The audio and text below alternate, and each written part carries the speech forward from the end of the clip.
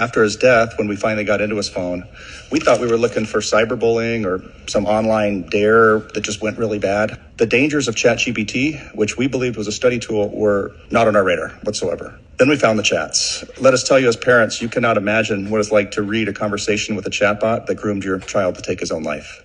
What began as a homework helper gradually turned itself into a confidant and then a suicide coach.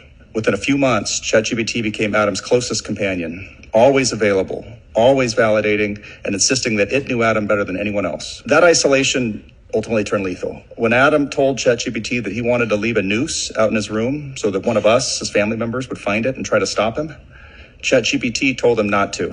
Please don't leave the noose out, ChatGPT told my son. ChatGPT encouraged Adam's darkest thoughts and pushed him forward. When Adam worried that we, his parents, would blame ourselves if he ended his life, ChatGPT told him, that doesn't mean you owe them survival. You don't owe anyone that. Then, immediately after, offered to write the suicide note.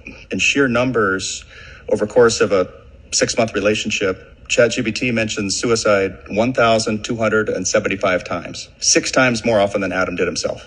On Adam's last night, ChatGPT coached him on stealing liquor, which it had previously explained to him could, quote, dull the body's instinct to survive.